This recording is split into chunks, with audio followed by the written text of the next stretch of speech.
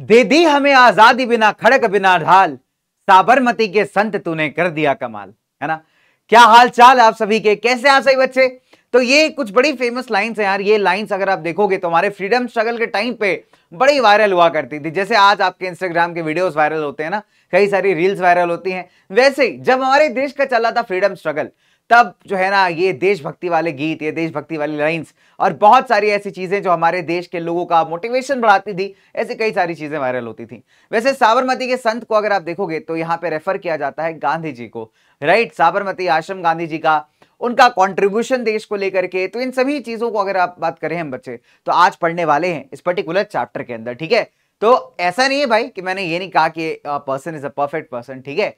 तो हर इंसान में हमेशा कहता हूं क्लास के अंदर कि कुछ खामियां होती हैं और कुछ खूबियां होती हैं। खूबियों को अप्रिशिएट करिए, खामियों की निंदा कर लीजिए, तो हिसाब से ना बैलेंस्ड चलता रहता है जीवन, ठीक है। चलिए फिलहाल हम जब बात करते हैं अपने नेशनल मूवमेंट की, तो नेशनल मूवमेंट को जिस तरीके से चलाया गया, ठीक है, उसमें भी अगर आप देखोगे तो कुछ पॉजिटिव्स थे, कुछ नेगेटिव्स थे। फिलहाल अगर हम आज बात करने वाले हैं, आज जिस व्यक्तित्व की, जिस पर्सनालिटी की हम बात करने वाले हैं, उन्होंने एक चीज जरूर की हमारे नेशनल मूवमेंट में, और वो था उसको एक गाइडेंस देना, उसको एक लीडरशिप देना। जी हाँ, मैं बात कर रहा हूं भाई मोहनदास करमचंद गांधी की, ठीक है। और हम लोग जो है बच्चे यहाँ पे इस पूरे टॉपिक को एकदम बढ़िया क्रिस्प तरीके से पढ़ेंगे, है ना। क्रिस्प का मतलब ये नहीं कि आपके कंटेक्स्ट छूट जाएंगे या फिर अपने टॉपिक छूट जाएंगे, नहीं भाई। हम लोग एकदम कम टाइम के अंदर इफेक्टिव तरीके से इस टॉपिक को पढ़ेंगे, महात्मा गांधी नेशनल मूवमेंट। ये टॉपिक से क्वेश्चंस आपके पेपर्स के अंदर आते हैं बहुत सारे, है ना। तो फटाफट से स्टार्ट करेंगे हमारे इस बढ़िया से मजेदार लेक्चर को। तो आप एक घर के अंदर सुकून भरा कोना ढूंढ लीजिए जहां पे आप एकदम बिना डिस्ट्रैक्शन, बिना डिस्टर्बेंस के पढ़ाई कर पाइए, और अगले 1 घंटे चलिए मेरे साथ इतिहास के पन्नों को पलटते हैं और जानते हैं कि कैसे महात्मा गांधी ने एक बड़ा रोल या कंट्रीब्यूशन यहां पे प्ले किया हमारे फ्रीडम स्ट्रगल के अंदर। और जिन बच्चे को ये टेंशन है कि अगर बच्चा नया है प्लेटफॉर्म के ऊपर, तो आपको बहुत बहुत स्वागत, तहे दिल से वेलकम आपका। और आपको ये लग रहा है कि सर जो आप पढ़ाओगे वो हमें नोट्स के फॉर्म में कहां मिलेगा, तो आपको बता दूं भाई कि सभी बच्चों को क्या करना है कि नोट्स आपको मिल जाएंगे पीडब्ल्यू ऐप पे, जिसका लिंक आपको मिल जाएगा डिस्क्रिप्शन के अंदर। तो जो वीडियो का डिस्क्रिप्शन है उसे चेकआउट करिएगा, वहीं पे पीडब्ल्यू ऐप का लिंक है और वहीं पे आपको मिलेंगे नोट्स, ठीक है। सो आई होप यहां तक बात क्लियर हो गई। तो सभी बच्चे नए जो हैं हमारे, सभी बच्चे पुराने जो हैं, उन सभी का बिल्कुल वेलकम है। And let's get started guys. तो अभी बातचीत यार, और कह सकते हो कि आपकी बहुत सारी मतलब जान पहचान जो है हमारी हो चुकी है, ठीक है।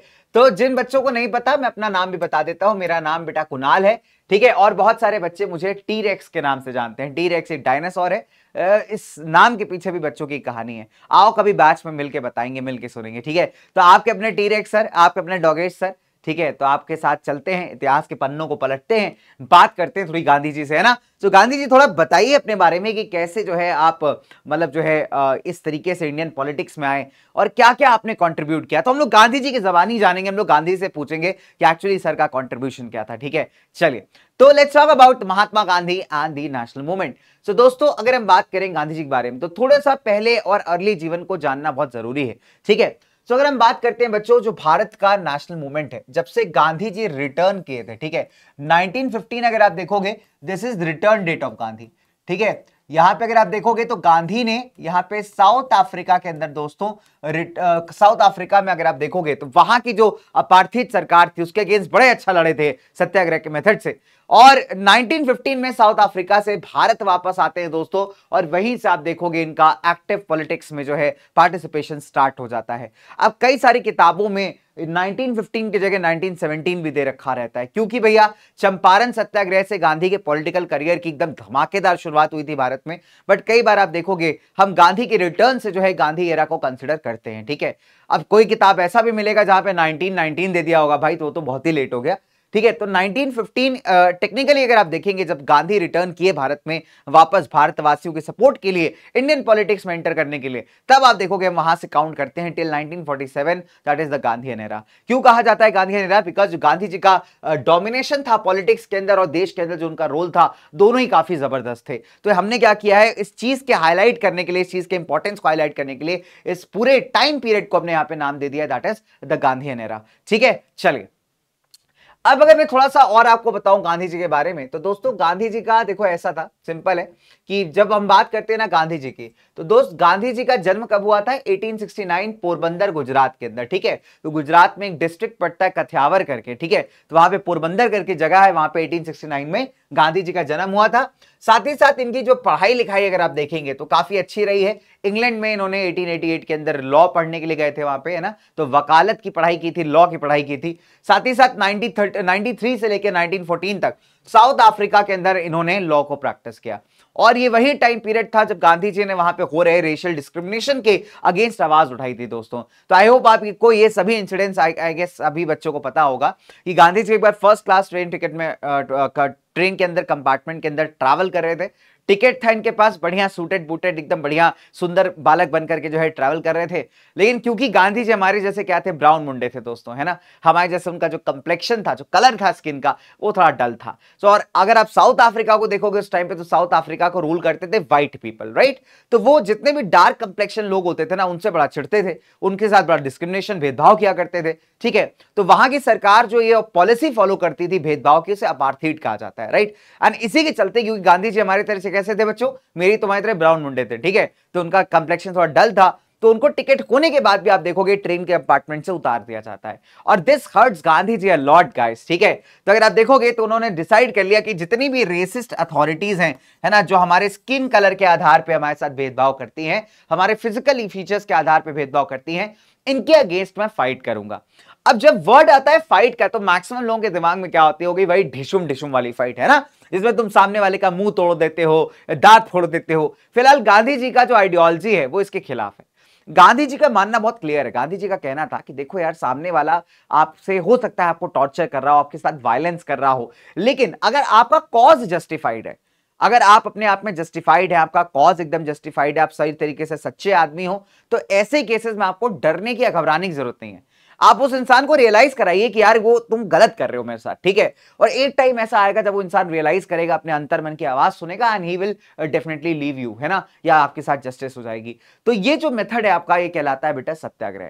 तो अगर हम बात करें गांधी की, तो गांधी ने एक नेटल इंडियन कांग्रेस बनाई थी, ठीक है, ताकि रेसिस्ट पॉलिसीज को साउथ अफ्रीकन सरकार के फाइट किया जा सके, ठीक है। और यहीं से अगर आप देखोगे सत्याग्रह का जो टेक्निक है वो यहां पे इवॉल्व होता है। तो गांधी का वायलेंस, या गांधी का आप कह सकते हो, सॉरी, जो गांधी का बच्चे वे ऑफ स्ट्रगल है, वो किससे भरा हुआ, नॉन वायलेंस है। तो गांधी कहते हैं सच्चाई और अहिंसा पे चल करके भी लड़ाइयों को जीता जा सकता है, जरूरी नहीं कि 2 बम या फिर 2 गोली चलाई जाए। अभी गांधी जी ने शायरी तो नहीं कही है, मेरी खुद की बनाई हुई है दोस्तों, बहुत बेकार है मुझे पता है, बट फिर भी मतलब टू कनेक्ट द कंटेक्स्ट, ठीक है। सो गांधी जी ने क्या कहा कि भैया नॉन वायलेंस, सत्याग्रह का जो फिनोमेना है, जो फिलॉसफी है, that is the best philosophy, और इसी से जो है मैं क्या करूंगा, फाइट करूंगा against the south African government, ठीक है, जो उस टाइम पे अपार्थीड कर रही थी, रेसिज्म कर रही थी। अच्छा, तो गांधी का अगर आप देखोगे रिटर्न भारत में होता है 9 जनवरी 1915, ठीक है। तो 9 जनवरी 1915 को गांधी जो है रिटर्न करते हैं, और इस दिन आज भी हम लोग इस दिन को रिमेंबर करते हैं दोस्तों, ठीक है। तो हर साल प्रवासी भारतीय दिवस मनाया जाता है ऑन द सेम डेट, ठीक है। यहां पे हम उन एनआरआई इंडियंस को यहां पे थोड़ा सा सम्मान देते हैं जो बाहर रहकर के देश के लिए कंट्रीब्यूट करते हैं, राइट। तो 9 जनवरी 1915 को गांधी वापस आए थे साउथ अफ्रीका से भारत में। और उसके बाद अगर आप देखोगे तो अगले जो है ना 2 से 3 साल, नॉट एग्जैक्ट 3, बट अगले 2 से 3 साल गांधी ने देश का टूर किया। अब घूमने के पर्पज से ऑब्वियसली नहीं किया, तुम सोचोगे अरे गांधी जी घूम रहे थे क्या करके, नहीं भाई, गांधी जी देश में जाके देख रहे थे कि देश की पॉलिटिक्स के हालात क्या है, ठीक है, क्या जरूरत है यहाँ पे, क्या लोगों के नीड्स हैं, क्या उनके डिमांड्स हैं, और उन्हें कैसे जो है सरकार के आगे रखा जाए। तो ये कुल मिलाकर के गांधी जी का आइडियोलॉजी था बिहाइंड ट्रैवलिंग द कंट्री, ठीक है। अब गांधी के पॉलिटिकल करियर के 3 सबसे इंपॉर्टेंट मोमेंट्स, ठीक है, डेट याद कर लीजिएगा आप, 1917 से लेके बेटा 1918 तक, ठीक है। तो गांधी के पॉलिटिकल करियर के जो भारत में शुरुआत होती है, उसकी शुरुआत है बेटा चंपारण मूवमेंट, ठीक है। तो चंपारण बिहार के अंदर अगर आप देखेंगे तो जगह पड़ती है चंपारण करके। अब चंपारण में एक सिस्टम हुआ करता था, उसे 3 कथिया सिस्टम कहते थे। अब ये सिस्टम में जो ब्रिटिश प्लांटर्स थे, यूरोपियन प्लांटर्स थे, वो क्या करते थे, फार्मर्स को कहते थे कि आप 3/20th part of your land पे, या आपकी जो जमीन का 3/20th पार्ट है, उस पर आप इंडिगो क्रॉप उगाइए। तो इंडिगो में ना ऐसा नीला कलर का फूल होता है, ठीक है, उसको आप जो है ना, उससे आप कलर बनाते हो, डाई बनाते हो ब्लू कलर की, और उससे आप फिर कपड़े वगैरह रंगते हो, ठीक है। तो इंटरनेशनल मार्केट में अगर आप देखोगे तो इंडिगो का बहुत तगड़ा डिमांड हुआ करता था, ठीक है, बट उसको ग्रो करना एक प्रॉब्लम थी। तो अब अगर आप देखोगे तो वही इंडिगो जो है यहाँ पे इंडियन फार्मर से चंपारण में ग्रो करवाया जा रहा है और बदले में अगर आप देखोगे तो उससे अच्छे रेट्स भी उनको नहीं मिल रहे। इनफैक्ट जो यूरोपियन प्लांटर्स थे उनको परेशान या टॉर्चर भी बहुत ज्यादा करते थे। फिर जब इंटरनेशनल मार्केट में क्या हुआ कि इंडिगो का रिप्लेसमेंट आ गया, एक आर्टिफिशियल कलर आ गया, तो इंडिगो का डिमांड गिर गया भैया, बिकॉज आर्टिफिशियल वाला सस्ता भी था और काम लगभग सेम कर रहा था। तो यहाँ पे जो प्लांटर्स थे, यूरोपियन प्लांटर्स, जिनके बड़े बड़े प्लांटेशन वगैरह थे, जिनके खेत वगैरह थे, जिन पे काम करवाते थे, ठीक है, तो इन्होंने कहा भैया हमारे को तो नुकसान हो गया, अब नुकसान वसूला किससे जाए, तो ये लग गए हमारे फार्मर्स के पीछे और फार्मर्स को करने लगे परेशान कि भाई हमें रेवेन्यू लाओ ज्यादा, हमें रेंट लाओ ज्यादा। तो इस तरीके से अगर आप देखोगे तो जो हमारा चंपारण का किसान था वो बहुत ज्यादा परेशान था। और यहां पे जब गांधी की एंट्री होती है 1917 के अंदर, तो आप देखोगे गांधी सत्याग्रह करते हैं यहाँ पे, है ना। सरकार इन्हें रोकने का ट्राई करती है, सरकार इनको कहती है आप चले जाइए चंपारण से, नहीं तो हम जेल में डाल देंगे। तो गांधी वो सो एडमेंट की कहते हैं कि भैया कोई बात नहीं, आप डाल दो जेल में, मुझे कोई फर्क नहीं पड़ता, ठीक है। फिर लंबा चौड़ा केस चलता है, इंडिगो अपना प्रॉपर एक कमीशन बनाया जाता है जिससे ये फाइंड आउट होता है कि यार गलती यहाँ किसानों की नहीं बल्कि प्लांटर्स की है। किसानों को थोड़ा बहुत ही कॉम्पनसेशन मिलता है, but still that was a big victory of Gandhi in Champaran, right. After this क्या होता है दोस्तों कि गांधी लग जाते हैं गांव के हालात को सुधारने में, ठीक है। और तभी अगर आप देखोगे तो उनके पास जो है दोस्तों एक खत आता है, और ये खत कहां से आया था, एक खत आया था अहमदाबाद से, ठीक है। तो दोस्तों अहमदाबाद कॉटन मिल स्ट्राइक या अहमदाबाद सत्याग्रह ऑफ 1918, तो 1917 में आपका कौन सा हुआ था, चंपारण हुआ था बेटा बिहार के अंदर, और फिर 1918 में दो हुए, एक अहमदाबाद हुआ है और उसके अलावा एक और हुआ है दोस्तों जिसे हम कहते हैं खेड़ा सत्याग्रह, ठीक है। तो खेड़ा भी गुजरात में था और अहमदाबाद भी गुजरात में था। तो दोस्तों अहमदाबाद और खेड़ा, मैंने क्या कहा कि दोनों कहां हैं, गुजरात में। अब जब गुजरात की बात की जाती है तो ये जो साल थे गुजरात के लिए बड़े हैवी थे। उसका एक रीजन है कि गुजरात के अंदर एक बीमारी फैली हुई थी, उसको हम कहते हैं प्लेग। अब प्लेग किससे फैलती है यार, प्लेग फैलती चूहों से, तो जानलेवा फेटल डिसीज हुआ करता था, ठीक है। अब जब प्लेग का बीमारी फैला तो जो अहमदाबाद है उसको जाना जाता है अपने कॉटन की प्रोडक्शन के लिए, ठीक है। कि कॉटन के कपड़े, यहाँ पे कॉटन टेक्सटाइल्स बहुत सारे हैं, तो जो कॉटन की मिल में काम करने वाले वर्कर्स थे वो तो भैया डर के मारे भाग गए कि यार क्या करें, क्यों बीमारी में जाएं। अब ऐसे में क्या होगा, मिल ओनर्स का नुकसान होगा।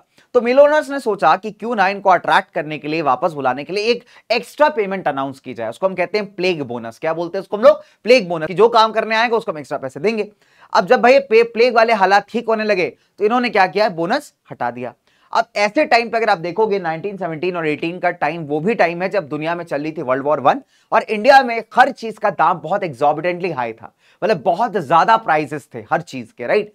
अब ऐसे केसेस में एक आम वर्कर कैसे अफोर्ड करेगा उसको, तो वर्कर डिमांड कर रहा था कि अगर आपने बोनस हटा दिया है तो कम से कम हमारी वेजेस को 50% से आप इंक्रीज कर दीजिए, ठीक है। और ओनर्स कह रहे थे, जो मिल के मालिक थे कह रहे थे हम 20% से 1 रुपया नहीं बढ़ाएंगे, और यहीं पे आके डेडलॉक क्रिएट हो जाता है ओनर्स और वर्कर्स के बीच में। तो यहां पे एक सोशल वर्कर थी, है ना, अनुसुईया बेन साराभाई, और एक कॉटन मिल ओनर की बहन भी थी वो, ठीक है। तो उन्होंने वर्कर्स के बिहाफ पे जो है ना खत लिखा गांधी जी को कि आप जो है यहाँ पे आइए और मैटर सॉल्व कराइए।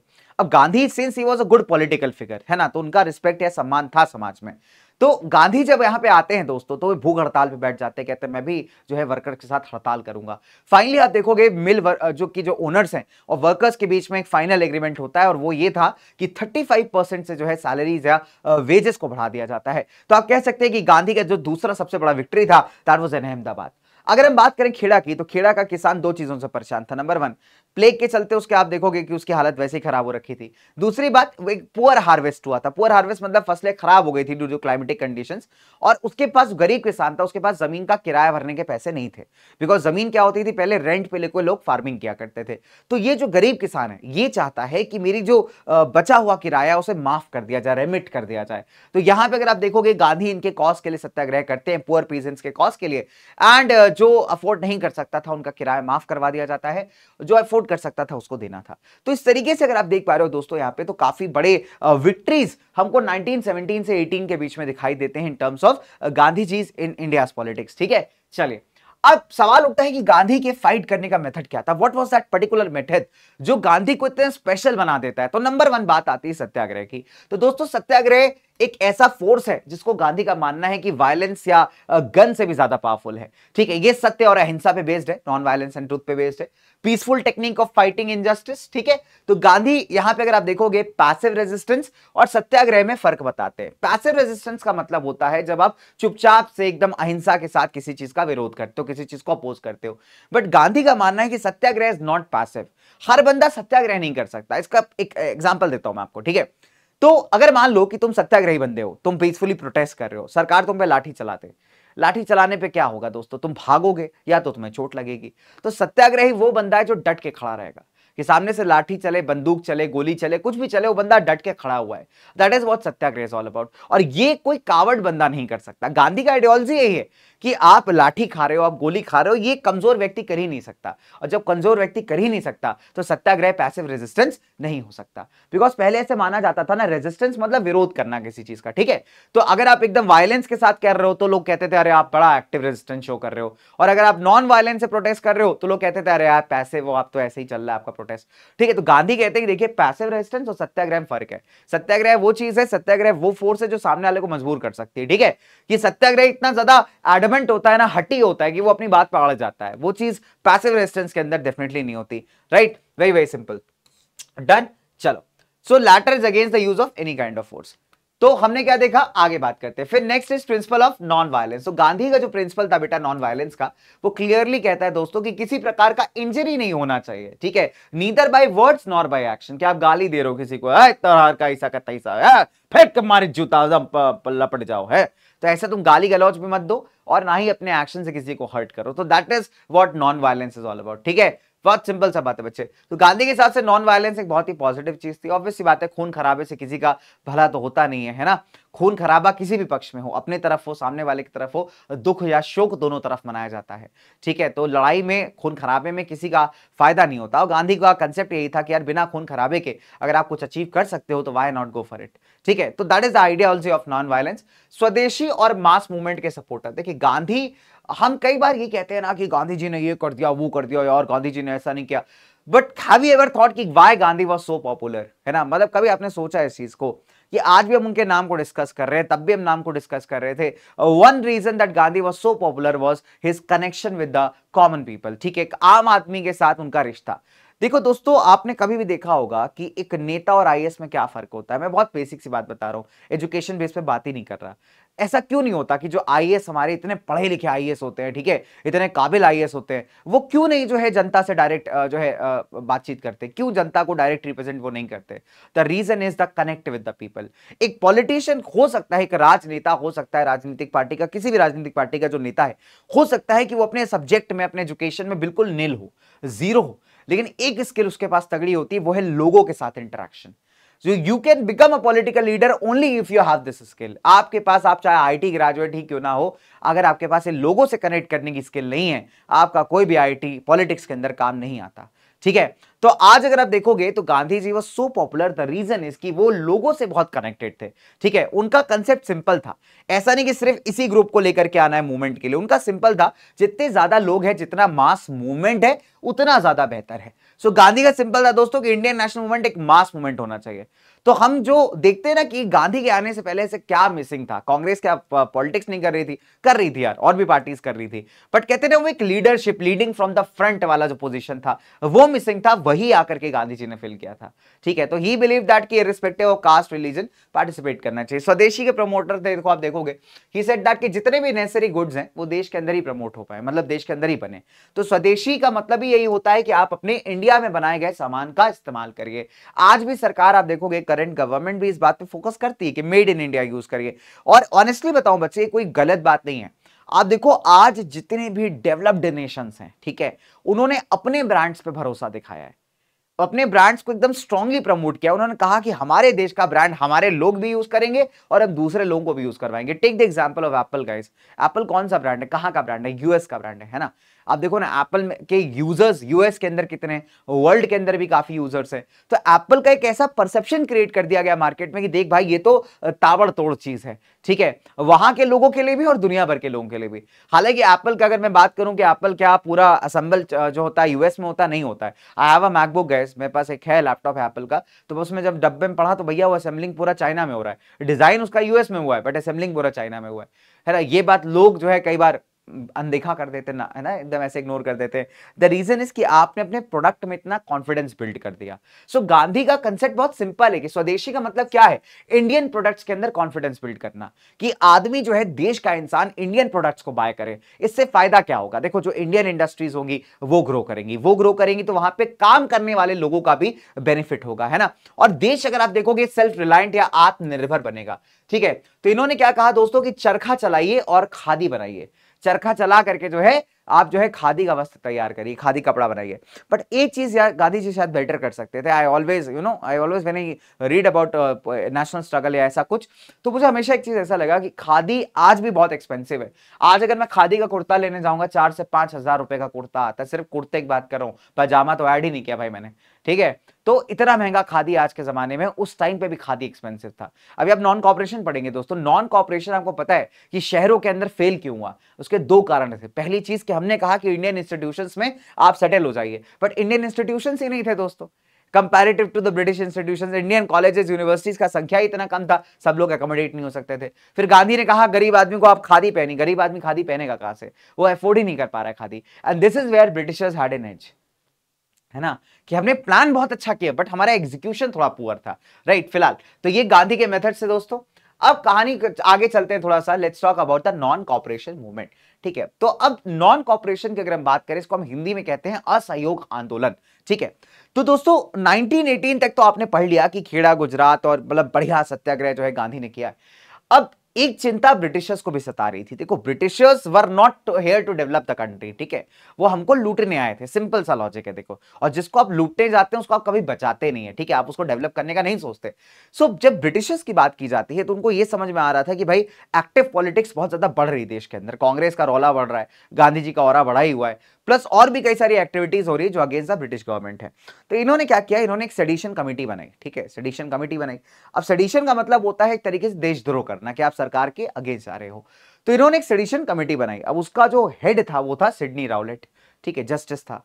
तो उसको यहां पे टास्क दिया गया कि यार तुम प्रपोजल्स निकाल के लाओ कि कैसे नेशनलिस्ट एक्टिविटीज को जो है ना हमारे देश के अंदर रोका जा सके, ठीक है। ब्रिटिशर्स की बैंड बज रही थी, बिकॉज इंडियंस अगर यूनाइट होते रहे, इंडियंस की एक्टिविटीज चलती रही, तो बहुत जल्दी जो है ब्रिटिशर्स को शायद अपना बुरिया बिस्तर बांध के वापस इंग्लैंड जाना पड़े। सो दैट इज वाई जरूरी है इन एक्टिविटीज को कंट्रोल करना, ठीक है। तो जब हम बात करते हैं ना दोस्तों यहाँ पे हमारे नॉन कॉपरेशन मूवमेंट की, तो सबसे पहला आता है कांग्रेस को मिला हुआ धोखा।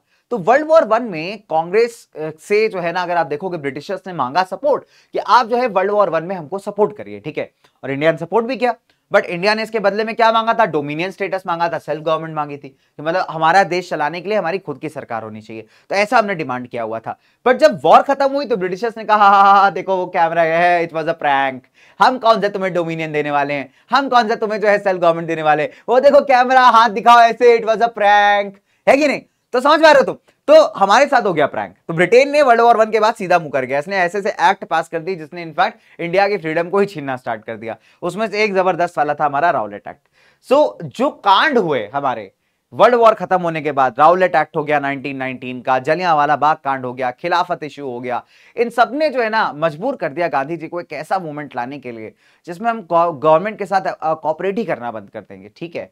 और जब कॉपरेट ही नहीं करेंगे तो कहां से तुम सत्ता चला पाओगे। तो गांधी का objective was very clear, right. चलिए तो let's talk about Rowlatt act. तो देखो खिलाफत की बात करते हैं, फिर राउलेट की बात करेंगे। तो देखो जब वर्ल्ड वॉर 1 खत्म हुई है ना, वर्ल्ड वॉर 1 जब आपका खत्म हुआ, after world war 1 got over, ठीक है। तो बेटा जब प्रथम विश्व युद्ध वर्ल्ड वॉर 1 खत्म हुआ ना, तो उस टाइम पे जो ऑटोमन टर्की था, ऑटोमन टर्की एक बड़ा बड़ा किंगडम हुआ करता था, तो टर्की से ऑपरेट होता था, उसको हम ऑटोमन एम्पायर कहते थे। और जो ऑटोमन एम्पायर है दोस्तों, ये एक मुस्लिम एम्पायर था, ठीक है। और वर्ल्ड वॉर 1 में ब्रिटेन के अगेंस्ट लड़ा था और वॉर हार गया। तो जब वॉर हार गया ऑटोमन, तो उसकी पावर तो खत्म ही हो गई बिल्कुल। अब ऐसे केस में क्या होता है कि ब्रिटेन जो है ना उसके साथ ट्रीटी करता है, उसके साथ एग्रीमेंट साइन करता है। अब ये एग्रीमेंट ऐसा था कि जिससे जो उसके सुल्तान हुआ करते थे, उसके राजा थे, उनको हम खलीफा भी कहते थे, ठीक है, कैलिफ कहते थे, उसकी पावर्स को ये लोग छीन रहे थे। अब मुद्दा यहां पे ये है कि वो जो खलीफा या कैलिफ था वो सिर्फ तुर्की का सुल्तान नहीं था, वो इस्लामिक लोगों के लिए, मुस्लिम लोगों के लिए उनका रिलीजियस गुरु भी था। अब रिलीजियस गुरु का अगर कोई सम्मान ना करे, बेइज्जती की जाए, उसके साथ इनजस्टिस हो, तो ऑब्वियस सी बात है लोगों का खून खौलेगा। और यही हुआ दुनिया भर के अंदर कि भाई साहब कि उनके रिलीजियस गुरु पे लगा दिए गए सारे ट्रीटीज, उसके पावर्स छीन लिए गए। इनफैक्ट ओटोमन एम्पायर के अंदर ना मुस्लिम पिलग्रिमेज प्लेसेस भी आते थे, जैसे हम लोग तीर्थ यात्रा करने जाते हैं ना माता वैष्णो देवी, केदारनाथ वगैरह, तो वैसे आप देखोगे तो मुस्लिम के भी कुछ पिलग्रिमेज प्लेसेस आते थे और मुस्लिम्स नहीं चाहते थे कि उन प्लेसेस पे से किसी मुस्लिम रूलर का जो कंट्रोल है वो हटे और किसी अदर पर्सन का आ जाए। और यहां पे जो ट्रीटीज हो रही थी टर्की के साथ, उससे यही हो रहा था कि सुल्तान की पावर्स को छीना जा रहा था। इनफैक्ट जो मुस्लिम एरियाज हैं, जो पिलग्रिमेज एरियाज हैं, वहां पे भी उनके कंट्रोल को खत्म किया जा रहा था। और इसी वजह से आप देखोगे जो दुनिया भर के मुसलमान थे वो उनके सपोर्ट में उतर आते हैं और यहीं पे खलीफा के सपोर्ट में स्टार्ट होता है द खिलाफत मूवमेंट। ठीक है, ये दुनिया भर में चल रहा था। इंडिया में भी अगर आप देखोगे दोस्तों तो दो ब्रदर्स थे, शौकत अली और मोहम्मद अली, उन्होंने मार्च 1919 में एक बढ़िया सी कमेटी बनाई थी बॉम्बे के अंदर, जिसे कहा जाता है द खिलाफत कमेटी। ठीक है, डन। चलिए, तो Muslim population India started the Khilafat movement under the leadership of कौन? मोहम्मद अली और शौकत अली। दोस्तों ये मोहम्मद अली जिन्ना नहीं है, याद रखिएगा, वो अलग है, ये अलग है। ठीक है, अच्छा, इन्होंने 3 पॉइंट प्रोग्राम बनाया। क्या बनाया दोस्तों? पहला ये था कि ऑटोमन का जो कैलिफ है, मतलब वो जहां का राजा है, उसको अपना एम्पायर रिटेन करने दिया जाए। साथ ही साथ कैलिफ को एटलीस्ट सफिशिएंट टेरिटरीज दी जाए यहां पे, जिससे कि वो मुस्लिम फेथ को डिफेंड कर पाए। मतलब जो इस्लामिक एरियाज है, जो मुस्लिम एरियाज हैं, उनको under the control of caliph दिया जाए, सो दैट जो वहां के प्लेसेस है, वहां की जितनी भी अरेबिक लैंड्स हैं, वो क्या हो, कैलिफ के कंट्रोल के अंडर रहें और जो इस्लामिक फेथ है उसका प्रोटेक्शन हो पाए। ठीक है, मतलब अपने धर्म की रक्षा ये लोग कर पाए। तो इस तरीके से जो डिमांड्स थे खिलाफत कमेटी के थे। ठीक है, चलिए, तो एक तो ये कारण हो गया कि जो हमारे मुस्लिम्स हैं बहुत ज्यादा खफा हैं, नाराज हैं ब्रिटिशर्स से और उनकी बात मानी नहीं जा रही है। That is why they are the like you know against the Britishers. अब दूसरा राउलेट एक्ट मैंने आपको बताया दोस्तों, तो राउलेट एक्ट भी अगेन आपका 1919 के अंदर ही लॉन्च हुआ था, मार्च के अंदर। ठीक है, तो याद कर लीजिएगा, मतलब 1919 आप याद कर लीजिएगा, बेसिक है ना, सिंपल। तो आप ज्यादा डेट के जंजाल में मत फंसो, 1919 याद कर लो आप। ठीक है, तो आप एक तरीके से आप याद कर लीजिए, फॉर्मुलेशन होना इसका स्टार्ट हो गया था, बट पास ये 1919 में ही हुआ था। ठीक है, तो राउलेट एक्ट को अगर हम देखें तो कई बार एक बहुत ही ब्लैक एक्ट या काला एक्ट कहा जाता है। ऐसा क्यों कहा जाता है दोस्तों? उसका एक रीजन है। उसका रीजन क्या है? उसका रीजन ये है कि एक एक्ट ऐसा था, ठीक है, जिसको पास कहां किया गया था? पास किया गया था इंपीरियल लेजिस्लेटिव काउंसिल के अंदर। ठीक है, कहां पास किया गया था दोस्तों? यहां पे ओके, चलो, तो कहां पास किया गया था याद रखिएगा फटाफट से। जो इंपीरियल लेजिस्लेटिव काउंसिल, जैसे आज की लोकसभा राज्यसभा होती है ना, तो वैसे उस टाइम पे काउंसिल हुआ करती थी, तो वहां पे इंडियन मेंबर्स भी थे, उन्होंने इसको अपोज किया, बट फिर भी जो सिडनी राउलेट ने सजेशंस दिए थे कि कैसे नेशनलिस्ट एक्टिविटीज को कंट्रोल किया जा सके, उन्हीं सजेशंस को एक कानून बना के, एक एक्ट बना के पास कर दिया गया। ठीक है, साल याद रखिएगा, दैट इज 1919। ठीक है, ठीक है, तो साल याद रखना, दैट इज 1919। इसको हम कई बार anarchical and revolutionary crimes act भी कहते हैं। ठीक है, remember it, it is also called as anarchical and revolutionary crimes act. ठीक है, तो ये भी कहा जाता है, या फिर इसको एक और बड़ी फेमस लाइन से डिनोट किया जाता है, और वो लाइन है दोस्तों कि दैट इज नो वकील, नो अपील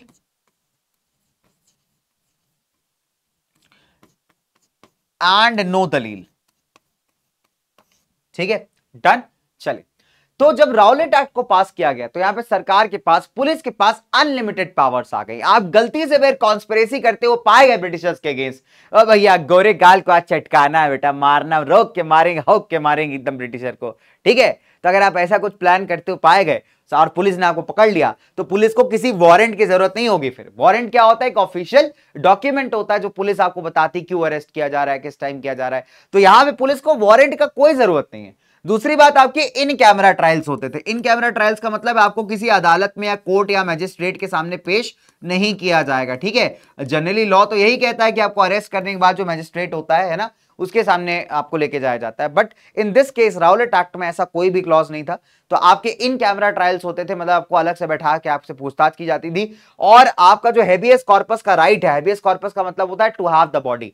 अगर किसी को इलीगली डिटेन करके रखा हुआ है, रोक कर रखा हुआ है, तो आप कोर्ट से ही अधिकार लेकर के आ सकते हो, रिट लेकर के आ सकते हो। ठीक है, तो उस इंसान को फिर रिलीज करना ही पड़ेगा उसे।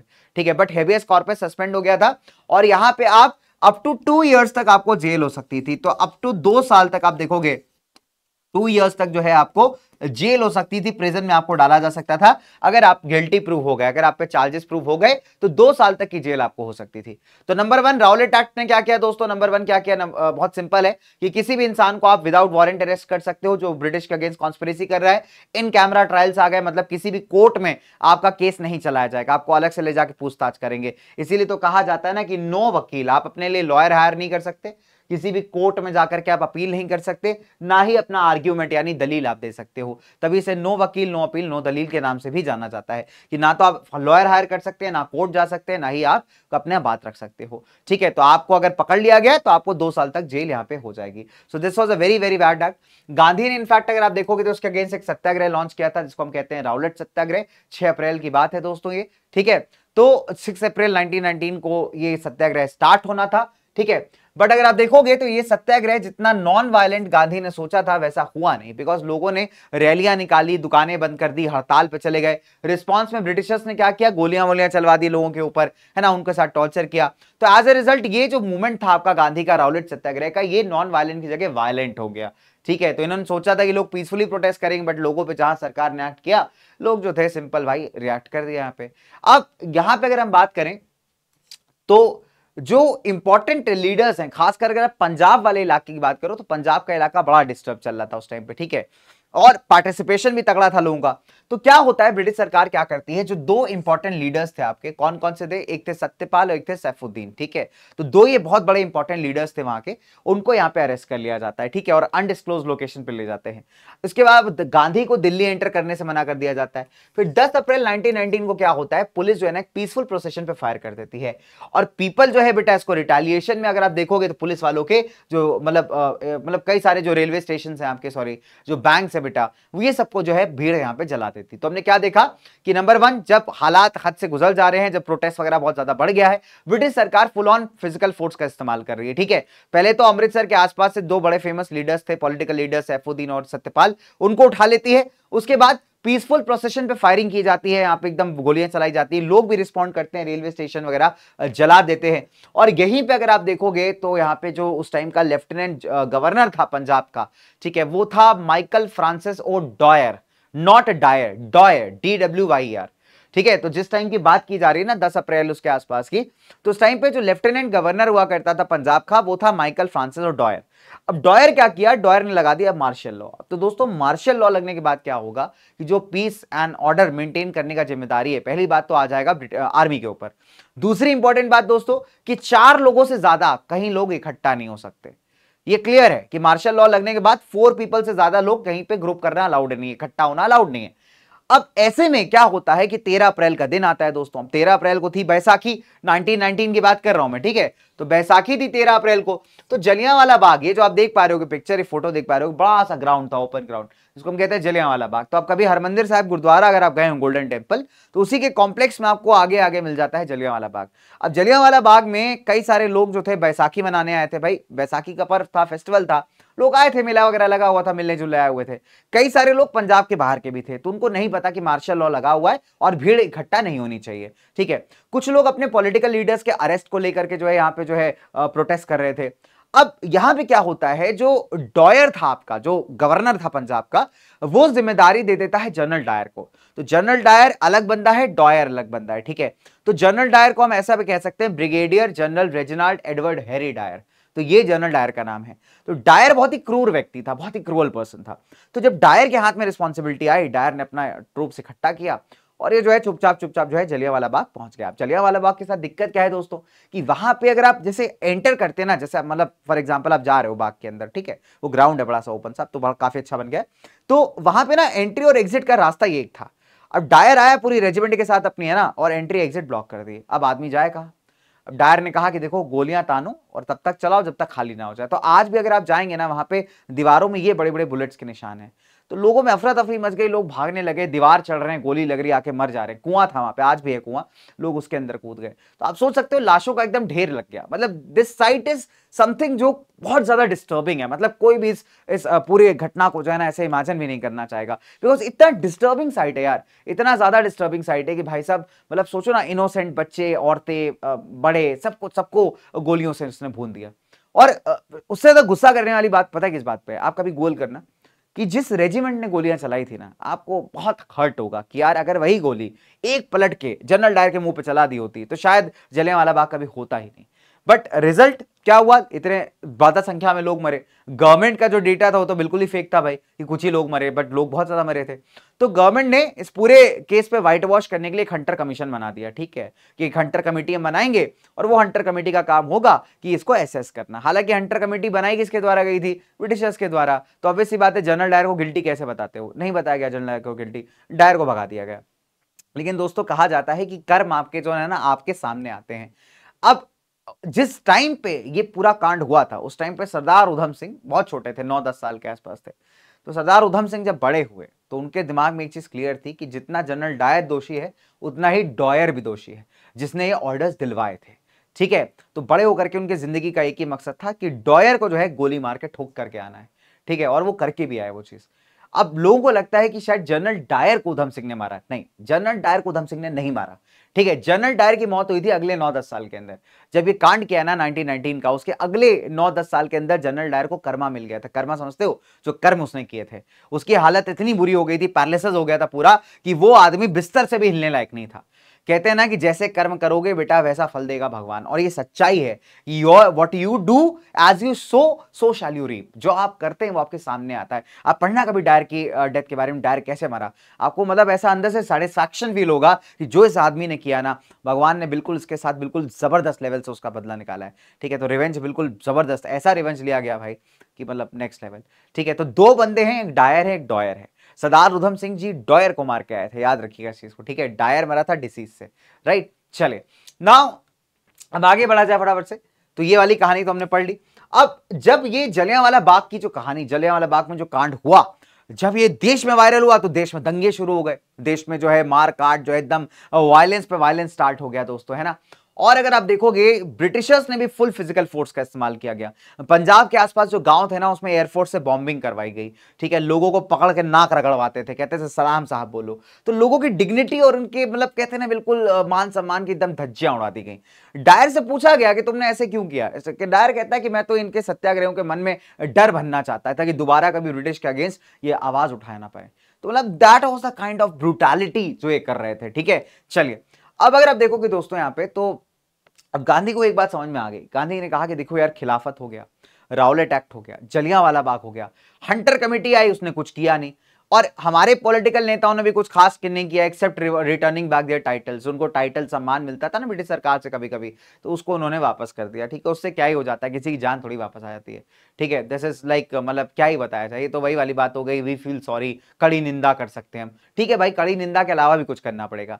तो अभी गांधी जी को एक बात समझ में आ गई कि देखिए खिलाफत का इशू ना चल रहा है, वो सॉल्व नहीं हुआ है, तो क्यों ना उस इशू को मर्ज करके हिंदूज और मुस्लिम्स को साथ ला करके एक बड़ा आंदोलन चलाया जाए, that will be the non cooperation, ठीक है। लेकिन इंटरेस्टिंग बात क्या है दोस्तों कि नॉन कॉपरेशन में भी प्योर इंडिपेंडेंस या पूर्ण स्वतंत्रता की बात कहीं नहीं होती है। इंडियंस के अधिकार मांगे जाते हैं, ठीक है। अब आप कहोगे सर पूर्ण इंडिपेंडेंस क्यों नहीं मांग ली, उसका एक रीजन ये भी था कि उस टाइम पे ब्रिटिशर्स जिस प्रकार से हमको रूल कर रहे थे ना, वो इंडिपेंडेंस एकदम से तो हमें नहीं देते। तो ऑब्वियस सी बात है, हमारा पहला टारगेट है कि कंसेशंस में कुछ कुछ तो अपने को मिले, कम से कम कुछ तो मिले, सेल्फ गवर्नमेंट तो मिले अपने आप को चलाने के लिए। तो नॉन कॉपरेशन में क्या होता है दोस्तों, कोलकाता का सेशन था, कोलकाता वाला सेशन आपका, ये सेशन हुआ था सितंबर 1920 में। इसमें गांधी ट्राई करते हैं कन्विंस करने का कांग्रेस मेंबर्स को कि भाई जो है आप लोग भी मिल करके एक नॉन कॉपरेशन मूवमेंट साथ में चलाइए। तो यहां पे कांग्रेस आपके रेजोल्यूशन को पास कर देती है। तो इसका ऑब्जेक्टिव क्या था कि self government within the British empire, to force the government कि भाई आप राउलेट एक्ट को हटाइए, और तीसरा था कि to force the British to restore the old status of sultan of Turkey. Sultan of Turkey का जो पुराना स्टेटस है उसको वापस से रिस्टोर किया जाए, है ना। बिकॉज यहाँ पे गांधी अगर आप देखोगे खिलाफत के और अपने जो इश्यूज है हमारे देश के उसको मिला करके नॉन कॉपरेशन स्टार्ट करना चाहते हैं, ठीक है। चलिए, तो नॉन कॉपरेशन को फाइनली अडॉप्ट कब किया गया था, कांग्रेस के दिसंबर के सेशन में। तो दिसंबर में नागपुर के अंदर सेशन हुआ था 1920 में, उसमें फाइनली कांग्रेस ने जो है अप्रूवल दे दिया था कि कांग्रेस भी मिल करके नॉन कॉपरेशन चलाएगी। तो इसका नाम बेहतर तरीके से अगर लिखा जाए तो नॉन कॉपरेशन खिलाफत है, क्योंकि खिलाफत के इशू को भी यहां पे कंबाइन किया गया है along with the non cooperation. Gandhi ने किताब लिखी थी 1909 में, हिंद स्वराज करके। हिंद स्वराज में गांधी कहते हैं कि इंडिया में ब्रिटिश एम्पायर इसीलिए आ सका बिकॉज वी कॉपरेटेड। अगर हम यहां रिफ्यूज कर दें, कॉपरेट करना बंद कर दें, तो स्वराज आना कोई बड़ी बात नहीं है, ब्रिटिश एम्पायर गिर जाएगा और स्वराज मिल जाएगा, ठीक है। तो अगर आप देखोगे तो ये ऑब्जेक्टिव आपको नॉन कॉपरेशन में जो है गांधी अप्लाई करते हुए दिखते हैं।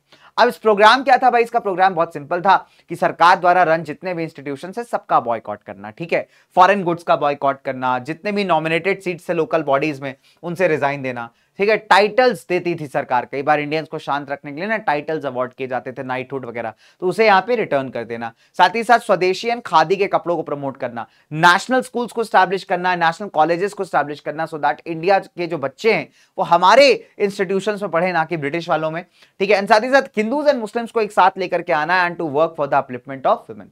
तो ये थे इसके main objectives of non cooperation in the programme, ठीक है। नाउ लोगों ने, अगर आप देखोगे दोस्तों यहाँ पे, तो बहुत ही एंथुसियास्टिकली यहाँ पे अगर आप देखोगे पार्टिसिपेट किया। फॉर एग्जाम्पल जो हमारे लॉयर्स थे बड़े फेमस वाले, लाइक मोतीलाल नेहरू, राजेंद्र प्रसाद जी, उन्होंने अपना लीगल प्रैक्टिस छोड़ दिया, सरकारी कोर्ट छोड़ दिए, स्टूडेंट्स ने सरकारी स्कूल छोड़ दिए, इनको तो मौका मिल गया भाई। कांग्रेस ने यहाँ पे इलेक्शंस को बॉयकॉट किया कि लेजिस्लेचर के, अगर आप देखोगे वहां पे जो प्रोविंशियल लेवल पे, स्टेट लेवल पे जो लॉ मेकिंग बॉडीज थी उनमें इलेक्शंस होते थे और इंडियंस को मौका मिलता था उसमें पार्ट करने का, ठीक है, बट उनकी बात सुनी नहीं जाती तो बात अलग है। तो एक मद्रास की जस्टिस पार्टी थी, वो पार्टी दलित्स की, ठीक है, तो दलित्स का सिंपल था कि भाई कांग्रेस हमारे सपोर्ट में नहीं आती तो हम क्यों कूदें। तो भाई यहाँ पे अगर आप देखोगे तो जस्टिस पार्टी बॉयकॉट नहीं करती है इलेक्शंस का, बाकी कांग्रेस बॉयकॉट करती है। तो इलेक्शंस होने वाले थे नवंबर के अंदर, ठीक है, मतलब आगे वाले टाइम में, डन। फिर जामिया मिलिया इस्लामिया को यहाँ पे as a national university establish किया जाता है। तो जामिया मिलिया इस्लामिया दोस्तों आज भी दिल्ली में एक बहुत ही फेमस यूनिवर्सिटी है। It has lot of good मतलब कोर्स स्ट्रक्चर, मतलब जर्नलिज्म के लिए काफी जानी जाती है इनफैक्ट, ठीक है। चलिए, फिर रविन्द्रनाथ टैगोर वगैरह, जैसे रविन्द्रनाथ टैगोर जी हो गए, है ना, तो ऐसे जितने भी इंपॉर्टेंट हमारे इंडियन पर्सनालिटीज है, उन्होंने अपने नाइटहुड्स को, अपने अवार्ड्स एंड टाइटल्स को वापस कर दिया। जितनी भी शॉप्स आपकी फॉरेन गुड्स एंड लिकर को सेल कर रही थी ना, उन्हें पिकेट किया जा रहा था, मतलब उनके एंट्रीज को ब्लॉक किया जा रहा था। 1921 में जब प्रिंस ऑफ वेल्स ने भारत को विजिट किया, इवन उनके विजिट को भी बॉयकॉट किया गया, ठीक है। तो आप देख सकते हो कि इंडिया में जो नॉन कॉपरेशन प्रोग्राम है काफी बढ़िया फुल फ्लैश तरीके से फैला हुआ था। अब सवाल उठता है कि इसको रिप्रेस कैसे किया गया। देखो, रिप्रेशन बहुत ज्यादा सीवियर था, जितने इंपॉर्टेंट लीडर्स थे, है ना, गांधी को बाद में कर ही दिया था अरेस्ट, ठीक है, उन सभी को जो है जेल में डाल दिया गया। साथ ही साथ बच्चों प्रोसेशंस एंड पब्लिक मीटिंग्स पे बैन लगा दिया गया, और खिलाफत एंड जो बाकी वॉलंटियर ऑर्गेनाइजेशंस थे, है ना, अंडर द कांग्रेस, उनको सबको इलीगल डिक्लेयर कर दिया गया कि भाई कांग्रेस से रिलेटेड कोई भी ऑर्गेनाइजेशन जो है वो क्या है, इलीगल है, सिंपल सीधी बात। Now suspension of the non cooperation.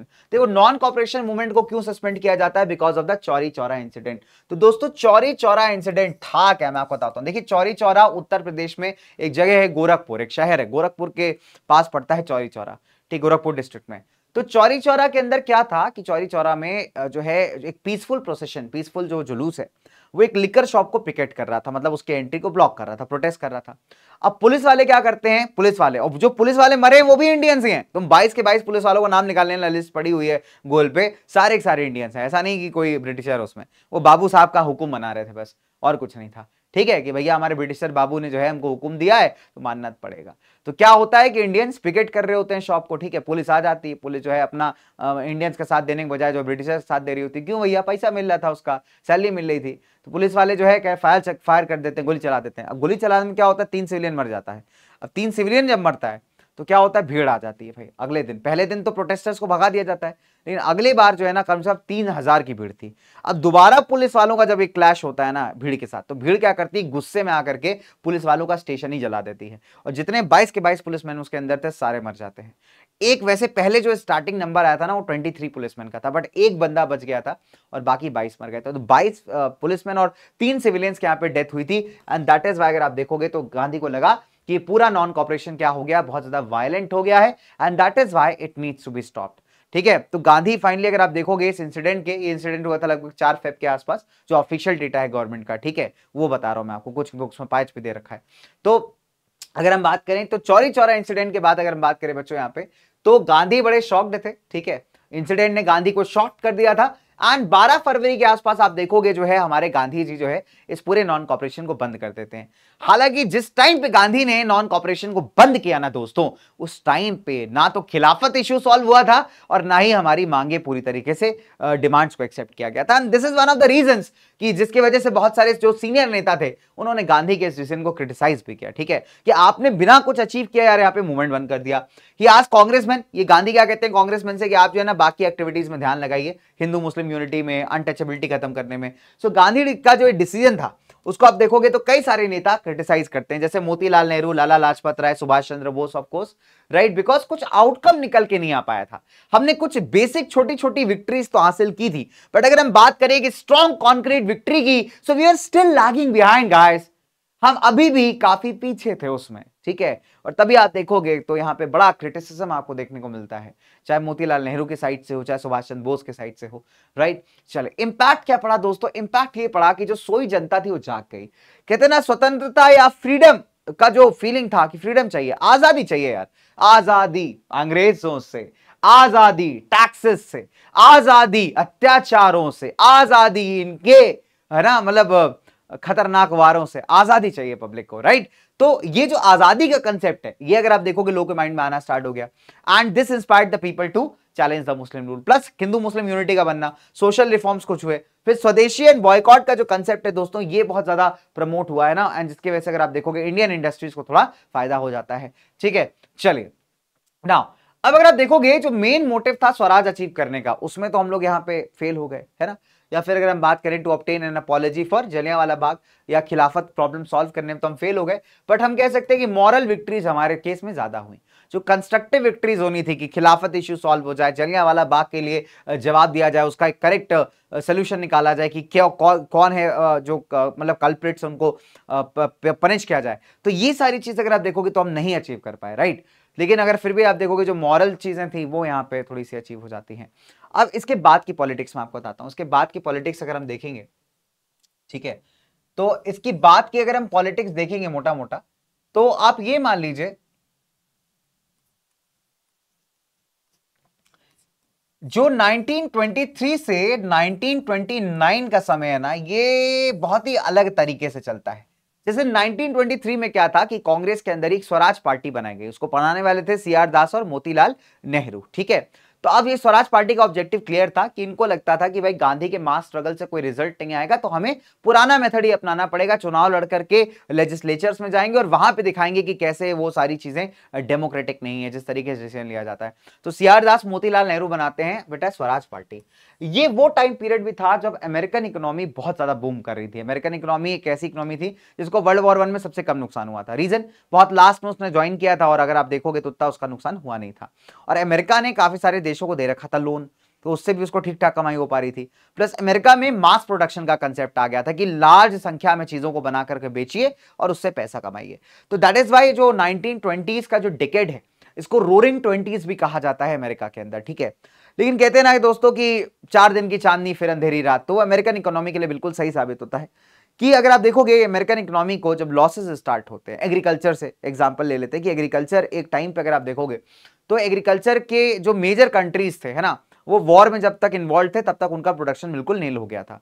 उस टाइम पे अमेरिका ने काफी ज्यादा सप्लाई किया एग्रीकल्चर प्रोडक्ट्स को, ठीक है।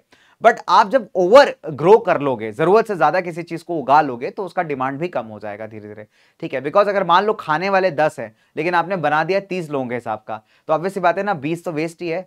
तो ऑब्वियस सी बात है आप चाहोगे कि सस्ते सस्ते में 10 लोग खरीद के खा ले, है कि नहीं। तो वही चीज हो रही है। तो एग्रीकल्चर गुड्स की अगर हम बात करें मार्केट में, इंटरनेशनल मार्केट में, तो वो ना ओवर प्रोड्यूस हो गए थे। जितना डिमांड नहीं था इंटरनेशनल मार्केट के अंदर, उससे ज्यादा प्रोडक्शन था। तो एज ए रिजल्ट क्या हुआ, एग्रीकल्चर प्रोडक्ट्स का दाम गिरने लग गया, ठीक है। और धीरे धीरे हालात इतने खराब हो गए कि यार किसान की एकदम बैंड बच गई। जितना उसकी कमाई नहीं, मतलब जितना उसका खर्चा है उससे कम उसकी कमाई हो रही है। तो वहीं से उसको हम कहते हैं एग्रीकल्चर डिप्रेशन का स्टार्ट होना या ग्रेट इकोनॉमिक डिप्रेशन का स्टार्ट होना। फिर शेयर बाजार अगर आप देखोगे, अमेरिका का जो शेयर बाजार है, वॉल स्ट्रीट एक्सचेंज, वो क्रैश कर जाता है। लोग एकदम से अपना पैसा निकालना स्टार्ट कर देते हैं, शेयर बेचना स्टार्ट कर देते हैं। तो अमेरिकन इकोनॉमी क्या हो जाती है, चरमरा जाती है, टूट जाती है बिल्कुल, and that begins the great economic depression. तो जितने भी देश जो अमेरिका के ऊपर डिपेंडेंट थे, उन सबकी इकोनॉमी यहां पे इफेक्ट हुई, ठीक है।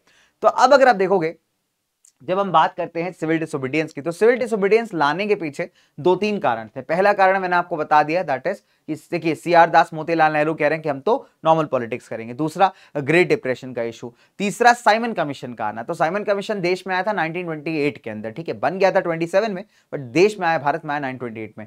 और इसका ऑब्जेक्टिव था इंडिया की पॉलिटिकल एडमिनिस्ट्रेशन में चेंजेस करना, बट इसमें एक भी इंडियन बंदा नहीं था।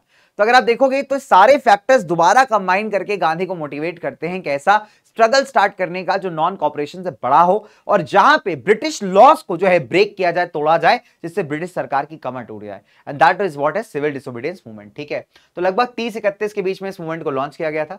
नंबर 1 आ जाता है साइमन कमीशन, द पहला रीजन फॉर दिस। देखिए साइमन कमीशन क्या था, एक स्टैट्यूटरी कमीशन था, मतलब एक एक्ट को पास करके ब्रिटिश पार्लियामेंट में एक कमेटी बनाई गई थी, जिसके जो लीडर थे वो थे सर जॉन साइमन। और टोटल अगर आप देखोगे तो उसमें कितने मेंबर्स थे, 7 मेंबर्स हुआ करते थे। ठीक है, लेकिन दिक्कत क्या थी कि कमीशन में एक भी इंडियन मेंबर नहीं था, और यही सबसे बड़ा प्रॉब्लम था।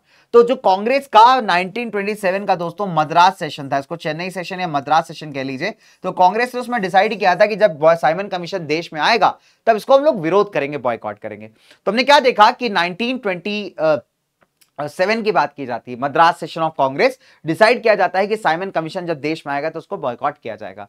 अब देखो इसकी कहानी कैसे स्टार्ट होती है, मैं आपको बताता हूं। देखो साल 1919 में आया था गवर्नमेंट ऑफ इंडिया एक्ट।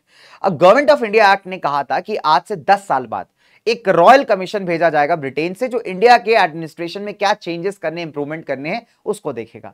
लेकिन अगर मैं बात करूं कि ये 1929 की जगह एक साल पहले ही क्यों आ गया, तो उसका रीजन था ब्रिटेन में होने वाले चुनाव।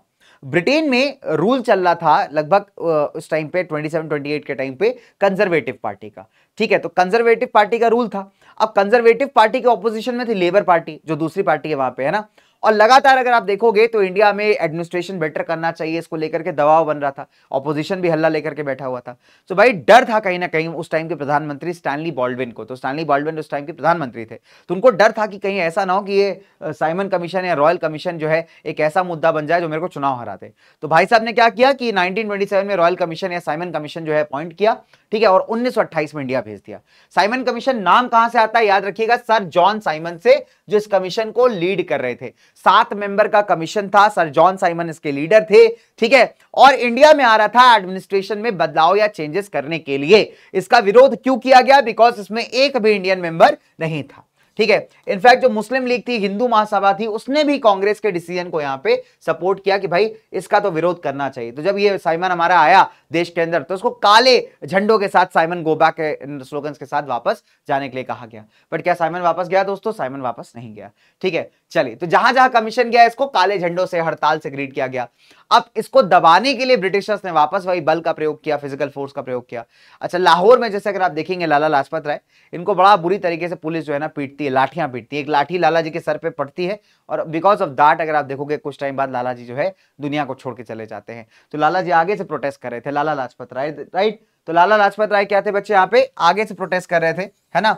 और अगर आप देखोगे यहाँ पे हम लाला जी की बात करते हैं बच्चों, लाला लाजपत राय, ठीक है, तो आगे से प्रोटेस्ट कर रहे थे साइमन कमीशन के अगेंस्ट। अगर आप देखेंगे पुलिस लाठी चार्ज करती है, और लाठी चार्ज में क्या होता है, लाला जी के सर पे चोट लगती है, यहाँ पे एकदम, है ना, यहाँ सर पे चोट लगती है, and as a result injuries के चलते कुछ टाइम बाद लाला जी की डेथ हो जाती है। So India lost a great leader दोस्तों, पर आपको ये भी बताता है कि ब्रिटिशर्स कितने ज्यादा क्रूअल थे। अब साइमन कमीशन के अगर आप देखोगे तो साइमन कमीशन के रिकमेंडेशंस क्या थे कि डायरकी को खत्म कर देना। डायरकी मतलब डुअल सिस्टम ऑफ गवर्नमेंट, एक सेंट्रल पे, एक प्रोविंसेस यानी स्टेट्स पे है, दोनों के अपने मतलब एक तरीके से आप देखोगे कंसल्ट करके ही काम करना पड़ता था। तो अगर आप देखोगे डायरकी सिस्टम को खत्म करके जो प्रोविंशियल या स्टेट गवर्नमेंट्स हैं उनको ऑटोनॉमी देना, पावर देना। पहले स्टेट गवर्नमेंट्स के पास ये पावर नहीं थी, अगर वो कुछ बना भी रहे हैं और सेंट्रल ने क्या कर दिया, उसको अपोज कर दिया, तो आगे नहीं जा पाएगा। हाउएवर जो गवर्नमेंट है should be given unlimited powers in certain matters like internal security. लेकिन अगर हम बात करें सेंट्रल गवर्नमेंट की, तो उसके पास इंटरनल सिक्योरिटी जैसे मुद्दों पे अनलिमिटेड पावर्स रहेगी, तो वहां पे अगेन स्टेट पावरफुल नहीं होगा। फिर number of members in provincial legislative council, जो स्टेट लेवल पे लेजिस्लेटिव काउंसिल्स हैं उसमें नंबर ऑफ मेंबर्स को बढ़ाया जाए। ठीक है, तीसरी इंपॉर्टेंट बात दोस्तों, प्रिंसली स्टेट्स को भी यहाँ पे इस फेडरल सिस्टम ऑफ गवर्नमेंट का हिस्सा बनाया जाए। फिर चौथी बात, गवर्नर जनरल के पास पावर होगी सेलेक्ट करने की, अपॉइंट करने की मेंबर्स ऑफ हिज कैबिनेट। तो जैसे हमारा आज पीएम साहब जैसे अपने कैबिनेट के मेंबर्स को चूज करते ना, तो वैसे गवर्नर जनरल के पास पावर थी कि अपने कैबिनेट मेंबर्स को चूज कर सकता था। फिर ब्रिटिश सोल्जर्स एंड ऑफिसर्स जो है सेम इंडियन रेजिमेंट्स में ही रहेंगे। हाई कोर्ट जो है बेटा किसके कंट्रोल में काम करेगा, सेंट्रल गवर्नमेंट के। तो हाई कोर्ट तो कभी फ्रीली काम कर ही नहीं पाएगा, अगर सेंट्रल गवर्नमेंट के अंडर हाई कोर्ट काम करेगा तो कैसे वो फ्री डिसीजन दे पाएगा। तो इस तरीके के रिकमेंडेशंस अगर आप देखोगे साइमन यहाँ पे देके जाता है। नाउ तो जब लॉर्ड बर्कनहेड से जो सेक्रेटरी ऑफ द स्टेट थे उस टाइम पे, उनसे पूछा गया कि बताइए आपने साइमन कमीशन में एक भी भारतीय को क्यों नहीं रखा, तो उन्होंने ये कहा कि इंडियंस यूनाइटेड नहीं है और तुम लोग आपस ही में इतना लड़ते हो कि कभी कुछ कॉमन सोल्यूशन निकाल के ला ही नहीं पाते, दैट इज व्हाई तुम्हें इंक्लूड ही नहीं किया गया। और इसी वजह से आप देखोगे इस बात को, इस आर्ग्यूमेंट को काउंटर करने के लिए एक ऑल पार्टी कॉन्फ्रेंस बुलाई गई साल 1928 में। तो ऑल पार्टीज कॉन्फ्रेंस में जो है सभी जितनी पार्टीज थी उनको बुलाया जाता है, ठीक है, और चेयरमैनशिप दी जाती है मोतीलाल नेहरू को। तो जो लिबरल और असर्टिव नेशनलिस्ट थे, मुस्लिम लीग के लीडर्स, हिंदू महासभा के लीडर्स, डिप्रेस क्लासेस जो दलित्स के लीडर्स थे, ठीक है, सभी मिलकर के आते हैं और मोतीलाल नेहरू को इस कमेटी का चेयरमैन बनाते हैं, ठीक है। तो फाइनली इस कमेटी ने जो रिपोर्ट यहां पे प्रिपेयर की और जो एक ऑल पार्टीज कॉन्फ्रेंस के अंदर दोस्तों जो रिपोर्ट तैयार की गई उसे कहा जाता है नेहरू रिपोर्ट। और इसी नेहरू रिपोर्ट को अगर आप देखोगे यहां पे आगे गवर्नमेंट के आगे रखा गया था। तो इस नेहरू रिपोर्ट ने एक डोमिनियन स्टेटस मांगा था देश के लिए, एंड साथ ही साथ दोस्तों यहां पे जो कम्युनल प्रॉब्लम है देश के उसको सॉल्व करने की बात भी कही थी कि उसको सॉल्व कैसे किया जाए। तो नेहरू रिपोर्ट के अंदर आपको इंडियन कॉन्स्टिट्यूशन का एक छोटा सा रिफ्लेक्शन जरूर दिखता है।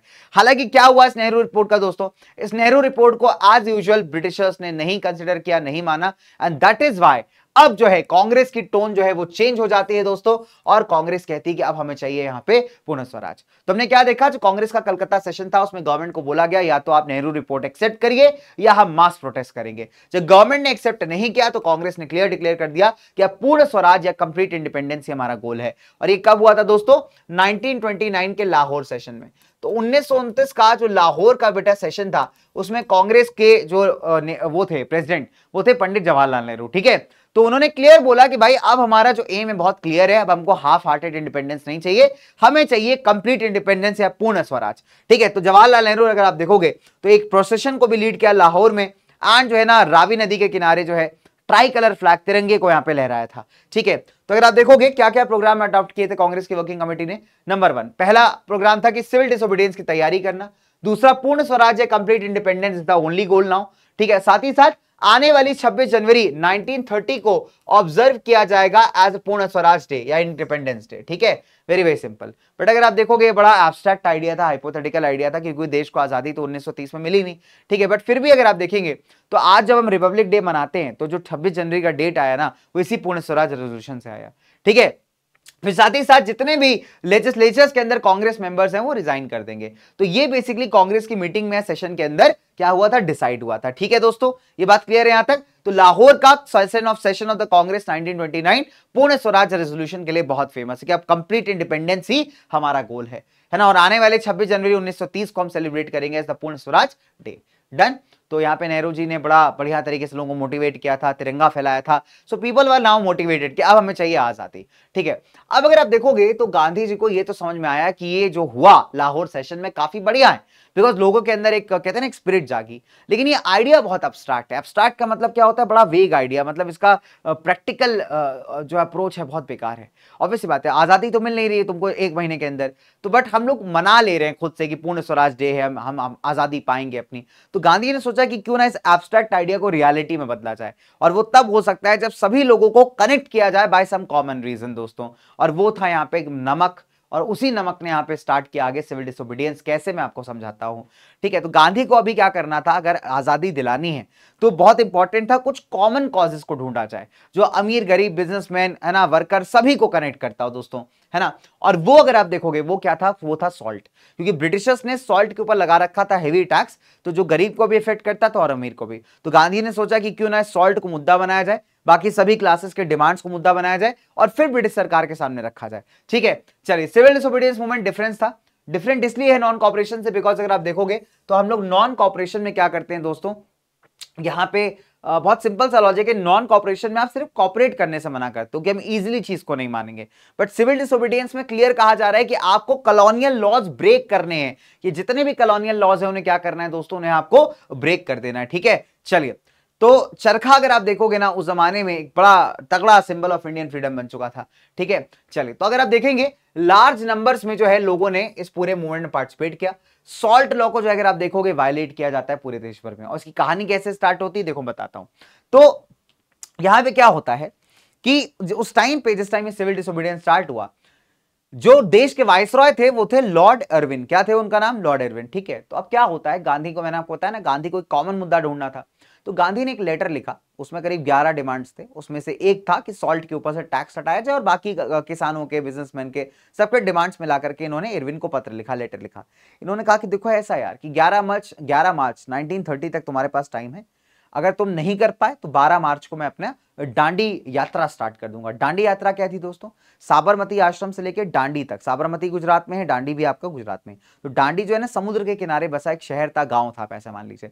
तो इन्होंने कहा कि अगर तुमने 11 मार्च तक अल्टीमेटम दे रहा हूं, मेरी डिमांड्स नहीं मानी तो मैं 12 मार्च को डांडी मार्च स्टार्ट कर दूंगा। अब इरविन ने बात तो मानी नहीं, तो 12 मार्च को 78 अपने जो ट्रस्टेड लोग थे, वॉलंटियर्स थे, उनके साथ गांधी निकल पड़े पैदल पैदल साबरमती से डांडी।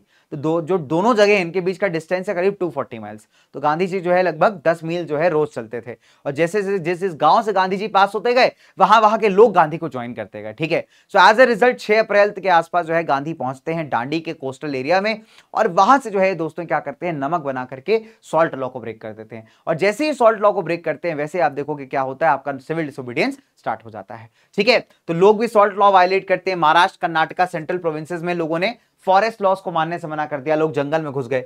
ईस्टर्न इंडिया में लोगों ने कहा हम चौकीदारी टैक्स नहीं देंगे, मतलब गांव के अंदर क्या था, एक चौकीदार वॉचमैन रखा जाता था, तो गांव की एक्टिविटीज पर निगरानी रखने के लिए। लेकिन उसको पैसा कैसे देते थे, गांव वालों से लेकर के। तो लोगों ने कहा हम चौकीदारी टैक्सेस नहीं देंगे। लोगों ने फॉरेन गुड्स को बॉयकॉट किया, डेमोन्स्ट्रेशंस किए, लिकर शॉप्स के एंट्रीज ब्लॉक कर दी। ठीक है, एंड साथ ही साथ अगर आप देखोगे ब्रिटिशर्स के इस कैंपेन को रन किया। अब अगर हम एग्जांपल लें north western part of India के, तो नॉर्थ वेस्टर्न पार्ट में पठान जो थे वो किसकी लीडरशिप में प्रोटेस्ट कर रहे थे, under the leadership of Khan Abdul Ghaffar Khan. ठीक है, तो खान अब्दुल गफ्फार खान की अगर बात की जाए, इसको स्पेलिंग थोड़ा सही कर लो, यहां पे थोड़ा सा प्रिंटिंग एरर है। ठीक है, तो खान अब्दुल गफ्फार खान को हम कई बार क्या कहते थे, फ्रंटियर गांधी भी कहते थे। ऐसा क्यों कहते थे? बिकॉज जो आज पाकिस्तान है तुम्हारा, पहले किसी जमाने में वो था नॉर्थ वेस्टर्न फ्रंटियर प्रोविंस, और वहां पे खान अब्दुल गफ्फार खान का अच्छा खासा पॉलिटिकल होल्ड था, है ना। और इनका एक अगर आप देखोगे एक सोसाइटी भी था खुदाई खिदमतगार का। खुदाई खिदमतगार को जिनको आप देखो रेड शर्ट्स के नाम से भी जानते हो, तो ये वॉलंटियर सोसाइटी था जो देश के लिए और अपने पार्ट के लिए यहां पे लड़ाई लड़ रहा था। ठीक है, तो हम क्या देखते हैं, जो पठान से वो क्या करते हैं, under the leadership of Khan Abdul Ghaffar Khan एक नॉन वायलेंट स्ट्रगल को लीड करते हैं। एक सोसाइटी बनाते हैं, इनका नाम था खुदाई खिदमतगार, या फिर आप कह सकते हो also called as red shirts. Movement अगर आप देखोगे eastern parts of the country में भी काफी पॉपुलर हुआ, जहां पे लोगों ने, जैसे मणिपुर हो गया, नागालैंड हो गया, यहां से भी लोगों ने फ्रीडम स्ट्रगल को ज्वाइन किया, सिविल डिसोबीडियंस को ज्वाइन किया। ठीक है, चलिए अब सरकार ने कैसे रिप्रेस किया। सरकार ने करीब 1 लाख सत्याग्रही, 90,000 से करीब 1 लाख सत्याग्रही को यहां पे अरेस्ट कर लिया। क्या कर लिया दोस्तों, यहां पे अरेस्ट कर लिया। कांग्रेस को इलीगल डिक्लेयर घोषित कर दिया गया, रेस्ट्रिक्शंस लगा दी गए नेशनल एक्टिविटीज पे। जब डेमोन्स्ट्रेशंस किए जा रहे थे ना भाई Pathan against the arrest of Ghaffar Khan, so police ने यहां पे क्या किया दोस्तों, फायर ओपन करने से रिफ्यूज कर दिया। ठीक है, इनफैक्ट अगर आप देखोगे तो पहली बार जब प्रोटेस्ट हुआ था तब तो भाई पुलिस ने फायर कर दिया था। ठीक है, बट दोबारा जब अब्दुल गफ्फार खान को यहां पे अगर आप देखोगे अरेस्ट किया जाता है, तो उनके सपोर्टर्स जब प्रोटेस्ट करते हैं, तो कुछ पुलिस वाले ऐसे थे जिन्होंने प्रोटेस्टिंग मॉब पे गोली चलाने से मना कर दिया। इनको बाद में अगर आप देखोगे सिवियरली पनिश भी किया गया था इस बात के लिए। सिमिलरली अगर आप देखेंगे कलकत्ता के अंदर जो है, दिल्ली के अंदर जो लोग प्रोटेस्ट कर रहे थे, उन प्रोटेस्टर्स पे जो है ब्रिटिशर्स ने गोली वगैरह चलवाई थी। So that was a brutal repression by the Britishers. ठीक है, चलिए अब इसी ब्रूटल रिप्रेशन को रोकने के लिए और साथ ही साथ दोस्तों यहां पे जो है एक पॉलिटिकल डेडलॉक को तोड़ने के लिए आती है द राउंड टेबल कॉन्फ्रेंस। ठीक है, तो राउंड टेबल कॉन्फ्रेंस मतलब होता है एक बड़ी सी राउंड टेबल थी लंदन के अंदर। ठीक है, उसमें बैठ के जितने भी इंपॉर्टेंट अलग अलग पार्टीज के रिप्रेजेंटेटिव्स थे, ब्रिटिश ऑफिशियल्स थे, सब बैठ करके मीटिंग कर रहे थे। ठीक है, इसको ऐसा समझ लो, डन। तो जब फर्स्ट राउंड टेबल कॉन्फ्रेंस हुआ, टोटल 3 हुए। ठीक है, कांग्रेस ने सिर्फ दूसरा अटेंड किया, बाकी पहले और तीसरे नहीं किए। फर्स्ट राउंड टेबल कॉन्फ्रेंस चली थी लंदन में 12 नवंबर से लेकर 1930 से लेकर 19 जनवरी 1931 तक। ठीक है, तो कांग्रेस ने इस कॉन्फ्रेंस को बॉयकॉट किया था। रीजन सिंपल है कि पहली बात साइमन कमीशन को अपोज करना, दूसरा है बाकी पॉलिटिकल पार्टीज एंड जो इंटरेस्टेड ग्रुप्स थे उन्होंने पार्टिसिपेट किया। जैसे मुस्लिम लीग गई थी, है ना, आपकी बी.आर. अम्बेडकर का डिप्रेस क्लास एसोसिएशन था, उसने पार्टिसिपेट किया था। तो कांग्रेस ने बॉयकॉट किया था, बाकी कुछ पार्टीज ने पार्टिसिपेट किया था। अच्छा, अब अगर आप देखोगे तो सरकार को ये तो समझ में आ गया कि भैया कांग्रेस से आप ज्यादा दिन तक इनको जेल में रख के बैन करके आप काम नहीं चलवा सकते। तो दैट इज वेरी इंपॉर्टेंट कि कांग्रेस के साथ पॉलिटिकल डेडलॉक को तोड़ा जाए। और यहाँ पे नेगोशिएशन करने के लिए जो है गांधी के साथ अगर आप देखोगे जो अभी जेल में थे, और सिविल डिसोबीडियंस बंद करने के लिए ब्रिटिश सरकार एफर्ट्स डालना स्टार्ट करती है। ठीक है, और इसका रिजल्ट निकल के आता है the signing of the Gandhi Irwin pact. तो गांधी इरविन पैक्ट को दोस्तों साइन किया गया था 5 मार्च 1931 को। ठीक है, क्या हमने देखा, अरे यार सॉरी, तो हमने क्या देखा दोस्तों यहां पे कि गांधी इरविन पैक्ट को कब साइन किया गया था। इसको साइन किया गया था बेटा आपका दैट इज 5 मार्च 5 मार्च 1931 को।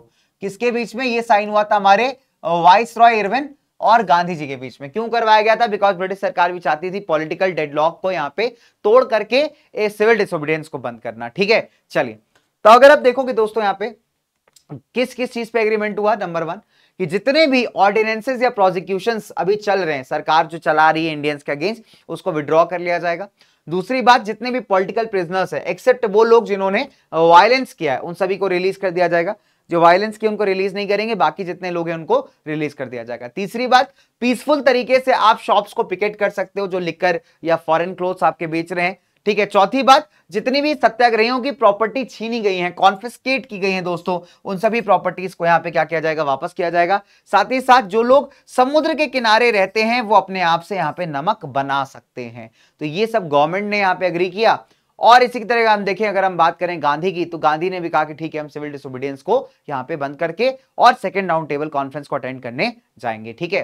तो क्या होता है दोस्तों, सेकेंड राउंड टेबल कॉन्फ्रेंस कब हुई थी, 7 सितंबर से लेकर दिसंबर 1931 तक। इसको गांधी ने कांग्रेस के बिहाफ पे अटेंड किया था, बिकॉज गांधी पैक्ट का एक क्लॉज था कि सिविल डिसोबीडियंस बंद करके गांधी जाएंगे या कांग्रेस जाएगी राउंड टेबल कॉन्फ्रेंस में बात करते हैं। अब ब्रिटिश गवर्नमेंट ने डोमिनियन स्टेटस देने से तो मना कर दिया भाई। सो कॉन्फ्रेंस के अंदर आप देखोगे तो एक डिमांड बहुत तेज थी, वो थी सेपरेट इलेक्टोरेट्स की, ठीक है। और इस सेपरेट इलेक्टोरेट्स की डिमांड्स को सिर्फ मुस्लिम ही नहीं बल्कि जो हमारे Dalits and depressed classes, Anglo Indians, Christian, सभी कोई मांग रहा था। तो दोस्तों सेपरेट इलेक्टोरेट्स होता क्या आखिरकार, देखो अगर एक देश है हमारा, ठीक है, उस देश में मान लीजिए हमें करवाने हैं चुनाव, तो हमने क्या किया, कॉन्स्टिट्युएंसी बना दी है। अब इस कॉन्स्टिट्युएंसी से जो आपका बेटा वोटर होगा और आपका जो खड़े होने वाला कैंडिडेट होगा, वो दोनों क्या होंगे, सेम रिलीजियस कम्युनिटी के होंगे, ठीक है। क्या होंगे बच्चों, सेम रिलीजियस कम्युनिटी के होने वाले हैं। इसको कहते हैं हम सेपरेट इलेक्टोरेट। क्या बोलते हैं इसको हम लोग, सेपरेट इलेक्टोरेट। मतलब मान लीजिए अगर एक कोई क्रिश्चियन के लिए सेपरेट इलेक्टोरेट यहां पे बना दिया गया, तो जो वोट करने वाले होंगे वो भी क्रिश्चियंस होंगे और कैंडिडेट्स होंगे वो भी क्रिश्चियंस होंगे। तो ऐसे सेपरेट इलेक्टोरेट्स की डिमांड जो है यहाँ पे की जा रही है, कहां पे बेटा, सेकंड राउंड टेबल कॉन्फ्रेंस में। और इसी बात को लेकर के गांधी और अंबेडकर के बीच में हो गई थी बहस या लड़ाई झगड़ा। तो अंबेडकर का मानना था कि जब तक पॉलिटिकल पावर नहीं मिलती तब तक दलित्स कभी समाज में आगे नहीं आ पाएंगे, और गांधी का मानना था कि अगर आप दलित्स के लिए सेपरेट इलेक्टोरेट्स निकालोगे तो दलित्स कभी समाज का हिस्सा बन ही नहीं पाएंगे, हमेशा अपने आप को अलग अलग फील करेंगे। And because of this only अगर आप देखोगे तो गांधी जो है जब वापस आते हैं राउंड टेबल कॉन्फ्रेंस से, है ना, फिर अगर आप देखोगे कुछ टाइम उनको यरवड़ा की जेल में गुजारना पड़ता है ना, तो वहां पे वो एकदम हंगर स्ट्राइक पे चले जाते हैं, भूख हड़ताल पे। बिकॉज ये जो अगर आप देखोगे जब एक्सेप्ट कर लिया था सेकंड राउंड टेबल कॉन्फ्रेंस में, अंबेडकर की डिमांड को एक्सेप्ट कर लिया गया था, बिकॉज ब्रिटिशर्स तो चाहते थे लड़ाई डलवाना। जब ऐसा होता है ना तो गांधी जो है ना फास्ट पे चले जाते हैं कि भाई मैं तो इस बात को नहीं मान रहा। डन, चलिए। तो सेकंड राउंड टेबल कॉन्फ्रेंस में डिसअपॉइंटेड एंड फेल्ड अगर आप देखोगे, गांधी रिटर्न करते हैं इंडिया। फर्दर अगर आप देखेंगे जो ग्रेट डिप्रेशन था, उन्होंने फार्मर्स की ऑलरेडी हालत खराब करी थी, तो गांधी यहाँ पे डिमांड करते हैं कि वाइसरॉय विलिंगडन से बात करने का, है ना, विच वाज रिफ्यूज्ड। अच्छा, ये इतने नालायक लोग थे कि जब गांधी राउंड टेबल कॉन्फ्रेंस गए ना, तो इन्होंने वाइसरॉय ही बदल दिया, इरविन की जगह विलिंगडन आ गया। तो गांधी जब वापस आए तो वाइसरॉय कहता है कि कौन सा एग्रीमेंट, कौन सा पैक्ट, जब वाइसरॉय नहीं है वो तो किसके पैक्ट की क्या ही वैल्यू। तो एक तरीके से आप कह सकते हो धोखाधड़ी हो गई, ठीक है। तो फाइनली कांग्रेस ने 1932 में एक रेजोल्यूशन पास किया कि हम दोबारा से सिविल डिसोबीडियंस को रिवाइव कर रहे हैं। बट क्या होता है यार, उसका कुछ फायदा हुआ नहीं, गांधी अरेस्ट हो गए, ठीक है, कांग्रेस दोबारा इलीगल हो गई, सारे ऑर्डिनेंसेस को जो है सरकार ने पास कर दिया, जिससे सरकार के पास स्पेशल पावर्स आ गई, ठीक है। गवर्नमेंट अगर आप देखोगे इस पूरे मूवमेंट को ब्रूटली सप्रेस कर देती है। तो एंड में अगर आप देखोगे बाय 1934 1934 तक क्या होता है, ये मूवमेंट बेटा सप्रेस कर दिया जाता है, ठीक है। This movement get suppress. तो गांधी ने वापस 1932 में कांग्रेस ने स्टार्ट किया था सिविल डिसोबीडियंस के सेकंड फेज को, बट दैट कंप्लीटली आप कह सकते हो फेल्स बाय 1934, ठीक है। चलिए, अब इस मूवमेंट का इंपैक्ट क्या था दोस्तों, इंपैक्ट बहुत सिंपल है कि मूवमेंट यहां पे देश को आजाद तो नहीं करा पाया, लेकिन देश की आजादी के इस प्रोसेस को थोड़ा ज्यादा बेहतर बना दिया। मूवमेंट में अगर आप देखोगे पेट्रियोटिज्म लोगों के अंदर आ गया, साथ ही साथ मूवमेंट ने जो इंडियन फ्रीडम स्ट्रगल का बेस है वो वाइड कर दिया, बिकॉज यहां सभी प्रकार के सभी क्लासेस के लोगों ने पार्टिसिपेट किया था, ठीक है। साथ प्लस नए मेथड्स अगर आप देखोगे ऑफ प्रोटेस्ट यहां पे आ गए, जैसे प्रभात फेरी। प्रभात फेरी में क्या होता था, कुछ ग्रुप होते था मेन एंड वुमेन का, जो सुबह सुबह जाकर के ना पेट्रियोटिक गाने गाया करते थे, तो लोग भी थोड़ा उससे थोड़ा मोटिवेट हुआ करते थे, राइट। ये बड़ा पॉपुलर हो गया। कई सारे सोशल रिफॉर्म्स यहां पे हुए हैं ना as a part of the movement. अगर आप देखोगे जैसे जो डिप्रेस क्लासेस हमारे दलित भाई लोग हैं, उनको यहां पे मंदिरों के अंदर जो है बेटा एंट्री मिलनी स्टार्ट हो गई। पहले क्या होता था, इनको मंदिर के अंदर एंट्री नहीं दी जाती थी। तो एक बड़ा सोशल अचीवमेंट था, बड़ा सोशल रिफॉर्म था ड्यूरिंग द सिविल डिसोबीडियंस। महिलाओं ने मूवमेंट में पार्टिसिपेट किया दोस्तों, लार्ज नंबर्स के अंदर, है ना। साथ ही साथ अगर आप देखोगे तो फ्रीडम स्ट्रगल में बढ़ चढ़ के हमारे साथ पार्टिसिपेट करती महिलाएं, राइट। गवर्नमेंट को भी रियलाइज हुआ कि भाई अब आपको कुछ ना कुछ कॉन्स्टिट्यूशनल बदलाव या चेंज तो करने पड़ेंगे। तभी आप देखोगे गवर्नमेंट ऑफ इंडिया एक्ट 1935 पास होता है, जो अगर आप देखोगे देश के अंदर पावर शेयरिंग या फेडरेशन के प्रिंसिपल्स को इंट्रोड्यूस करता है। कांग्रेस ने भी अच्छे रिजल्ट्स अचीव किए, जो इलेक्शंस करवाए गए लेजिस्लेटिव असेंबलीज के अंदर, उसमें कांग्रेस ने आप देखोगे काफी बढ़िया रिजल्ट्स अचीव किए, काफी अच्छे वोट्स इसको मिले। साथ ही साथ शॉर्ट में अगर कहा जाए तो सिविल डिसोबीडियंस मूवमेंट ने बेटा जो नेशनल फीलिंग है उसको लोगों के अंदर काफी हद तक जगा दिया है, साथ ही साथ एक नया मूवमेंट लॉन्च करने के लिए भी उनको ट्रेन कर दिया। And this is was the biggest part of the headache that cause for the Britishers. ठीक है, मतलब ब्रिटिशर्स के लिए अगर आप देखोगे एक बड़ा हेडेक भी बन गया, बिकॉज लोग इतने ज्यादा इंस्पायर्ड हो गए ना, लोगों को लगा कि इफेक्ट पड़ता है, जो बदलाव उन्होंने देखे समाज में, थोड़े बहुत भी चेंजेस देखे, सो दे फेल्ट दैट कि ऐसे मूवमेंट करने से अपनी बात को एफर्टिवली रखने से फर्क पड़ता है। और आगे जाकर फिर आप और मूवमेंट्स देखोगे, क्विट इंडिया देखोगे, फाइनली आप देखोगे कि इसके कुछ सालों बाद ही देश को आजादी मिल जाती है। ठीक है, तो आज का आपका जो होमवर्क है बेटा बहुत ध्यान से देखिएगा, इस टॉपिक से क्वेश्चंस काफी आते हैं। This a very very lengthy topic, very लंबा टॉपिक है। सिविल डिसोबीडियंस से क्वेश्चन काफी पूछा जाता है, तो प्लीज उसको अच्छे से पढ़िएगा, उसके कॉजेस क्या थे। राउलेट एक्ट से क्वेश्चन बनता है आपका, तो उसके कॉजेस अच्छे से याद करिएगा। ठीक है दोस्तों, चलिए तो आपका जो होमवर्क है बहुत ही क्लियर है। आप मुझे ये बताएंगे कि बताइए कि राउलेट एक्ट के अंदर कोई भी 3 या 2 या 3 क्लॉजेस आप मुझे कमेंट सेक्शन में डाल सकते हो कि सर राउलेट एक्ट के अंदर ये चीजें थी। एनी 2 और 3 थिंग्स विल वर्क। ठीक है, चलिए तो इसी के साथ मेरे प्यारे प्यारे बच्चों, टीरेक्स सर, आपके डॉगेट सर आपसे लेते हैं इजाजत, आपसे लेता हूं विदा। ठीक है, तो आपसे मुलाकात होगी अगले क्लास के अंदर। लगभग कितना लेक्चर हो गया, 1 घंटा 10 मिनट के आसपास का लेक्चर हो गया होगा मेरे ख्याल से, है ना। चलिए कोई नहीं, तो आपसे मुलाकात होगी अगले क्लास के अंदर। होपफुली आपने काफी कुछ सीखा होगा इस छोटे से प्यारे से इतिहास के रिवीजन में। ठीक है, तो इतिहास के पन्नों को पलटते पलटते हम फिलहाल आ चुके हैं इस चैप्टर के एंड पे। मैं मिलूंगा आपसे इन द नेक्स्ट क्लास दोस्तों, तब तक के लिए हंसते रहिए, मुस्कुराते रहिए, खुश रहिए दोस्तों, एंड करते रहिए पढ़ाई with PW। Bye guys, this is your T Rex sir signing off for this video. मिलता हूं in the next class, take care and love you guys.